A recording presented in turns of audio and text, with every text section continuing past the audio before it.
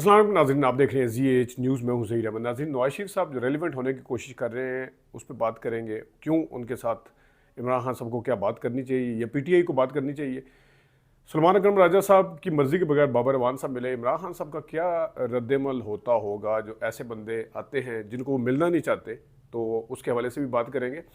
और थोड़ी सी बात करेंगे राना सनाउल्लाह साहब के हवाले से जो काफ़ी कुछ मान रहे हैं, जो कह रहे हैं कि पता नहीं क्या क्या। और शुरू करते हैं हम ज़रा IMF ने जो कर्ज दिया है उसके ऊपर खुद वज़ीर आज़म साहब ने आके तकरीर की और एक दूसरे को मुबारकबादें दी जा रही हैं। अंदाज़ा करें, आज से अगर आप 20-25 साल पहले के अखबार निकालें तो IMF के ऊपर इतना शक किया जाता था, IMF को इतना बुरा समझा जाता था, इतना बुरा समझा जाता था कि साथ कहा जाता था कि हम कर्ज लेना नहीं चाहते।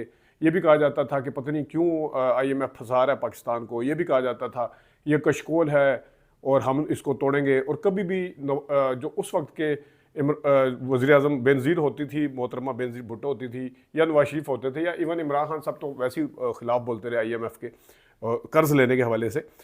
लेकिन अब नौबत यहाँ पे आ गई है कि इस वक्त एक कर्ज जो कि वापस करना है, जो कि कड़ी शराइत के साथ दिया गया है, जिसके ऊपर तनख्वाहदार तबका और आम आदमी पिस गया है, और जिसके दूसरा इशारा ये है कि मुआशी हालात इस हद तक ख़राब हो चुके हैं कि जो कल तक IMF अपनी शराइत नहीं मनवाता था बल्कि पाकिस्तान अपनी शराइत मनवाता था, इतने कुछ हालात बेहतर थे।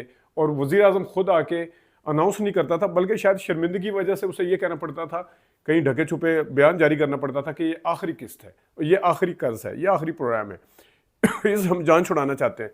अब पाकिस्तान के हालात ये हैं कि एक कर्ज मिल रहा है, उसके ऊपर एक दूसरे को मुबारकबादें दे रहे हैं, वज़ीर आज़म साहब खुद आके अनाउंस कर रहे हैं। तो ये है पाकिस्तान के इस वक्त मुआशी सूरत हाल। और जितने भी मुआशी इशारे हैं वो गैर जानिबदार रिपोर्टर जो मुआशी एक्सपर्ट समझे जाते हैं इकॉनमी के, और जो तज्ज़ियाकार हैं वो क्या बता रहे हैं, वो एक्सपोर्ट के हवाले से क्या बता रहे हैं, वो करंट अकाउंट सरप्लस जो दिखाया जा रहा था उसके हवाले से क्या कह रहे हैं, वो और मामलात में क्या कह रहे हैं, वो आप सुन सकते हैं। अब आते हैं कि सलमान अकरम राजा साहब को अदालत ने जब फैसला किया कि बंदे जो मर्ज़ी से मिला करेंगे, उसके ऊपर बाबर अवान साहब कल मिलने चले गए, जिसका सलमान अकरम साहब राजा साहब ने वो नाम नहीं दिया हुआ था बल्कि काटा था, लेकिन इसके बावजूद चले गए। एक तो सलाम है उन पे, जेल वालों पे भी जिनकी मर्ज़ी से वो अंदर गए होंगे। ज़ाहिर है जब वो नहीं जाने देते तो कल हलीमा खान सगी बहन थी, उनको नहीं जाने दिया गया। अनवांटेड पर्सन जिनको इमरान खान साहब मिलना नहीं चाहते वो अंदर चले गए। मुझे तो ये भी नहीं पता कि एक अनवांटेड पर्सन जब किसी इतने बड़े लीडर से जाके मिलता है जिसकी उसके सामने कोई वक़्त नहीं होती, वो अंदर जाके क्या कहता होगा, उसको क्या महसूस होता होगा, किस तरह रिस्पॉन्ड करते होंगे इमरान खान साहब, क्या कहते होंगे कि क्यों आए हो, क्या करने आए हो, क्या उनको क्या जिम्मेदारी लगाते होंगे, किस किस्म की जिम्मेदारी। ना तो वो एहतजाज करने के वो सलाहियत रखते हैं, ना अवाम के अंदर उनकी कोई जड़ें हैं, ना कुछ और है, तो पता नहीं क्या वो जाके करते हैं। ना ही वो कोई डील शील करवा सकते हैं, ना ही और उसके हवाले से तो राना सनाउल्लाह साहब तो कह रहे हैं कि इमरान खान साहब 30 साल जेल में और रहेंगे। वो 2030 तक नहीं निकलना चाहते, 2025 की तो दूर की बात है। वो इस तरह काम कर रहे हैं। तो ये हैं वो राना सनाउल्लाह साहब जो कहते थे कि एक दिन ये बंदा जेल नहीं काट सकता।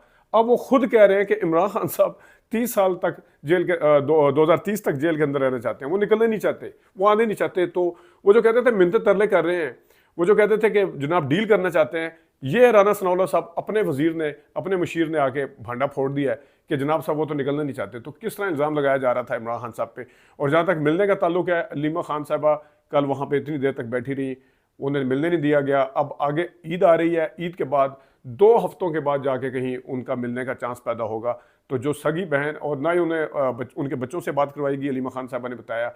और उन्होंने कहा कि कोई गेम चली जा रही है जिसमें अपनी मनपसंद के बंदे, जिसको ना सलमान अकरम राजा साहब कहते हैं कि मिले, ना शायद अंदर इमरान खान साहब कहते हैं कि आके मिले, ना उनकी बहनें कहती हैं कि आके मिले, वो बंदे तो अंदर चले जाते हैं। लेकिन अगर नहीं कोई जाता तो वो बंदा जो कंसर्न्ड आदमी है वो वहाँ पे अंदर नहीं पहुँच पाता। तो ये सूरत हाल है इस वक्त जेल के अंदर जो मामलात चल रहे हैं। और बाहर की जो क़यादत है उसके ऊपर आप देख सकते हैं कि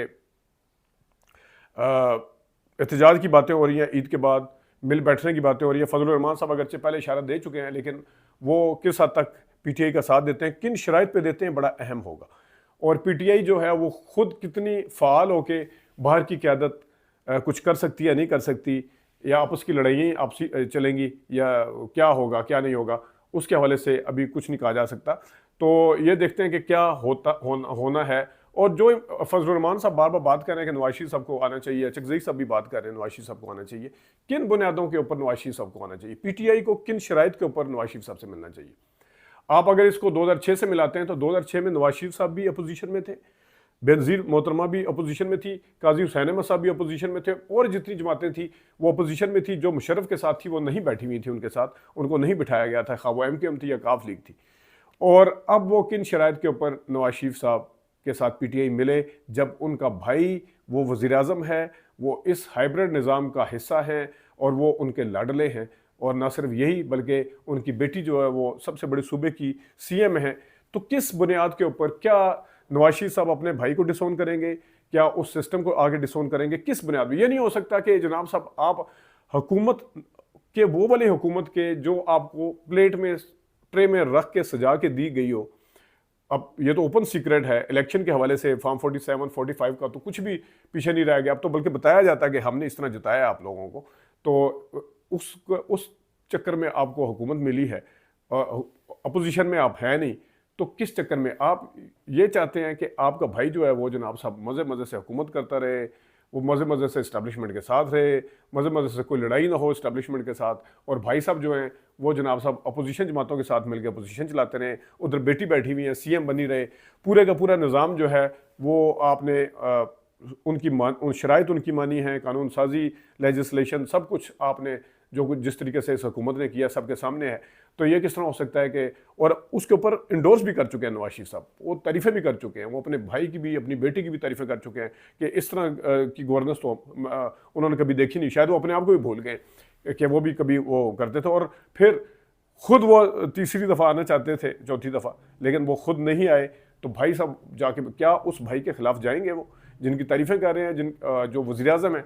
अगर वो जाएंगे तो सबसे पहले अपने आप को उससे डिसोन करें, कह दें कि इस हुकूमत का हमारे से कोई लेना देना नहीं है, और ये जो सिस्टम है इससे हमारा कोई लेना देना नहीं। बीवी अपने बेटी को कहें कि रिज़ाइन कर दें, अगर नहीं करते तो कह दें जी बेटी से भी मेरा कोई लेना देना नहीं है, मैं मुल्क की खातिर मैं जनाब साहब अपोजिशन के साथ मिल के बैठता हूँ। फिर तो चकजई साहब को या फजलुर रहमान साहब को अच्छा भी लगता है कि आके कोई बात करे।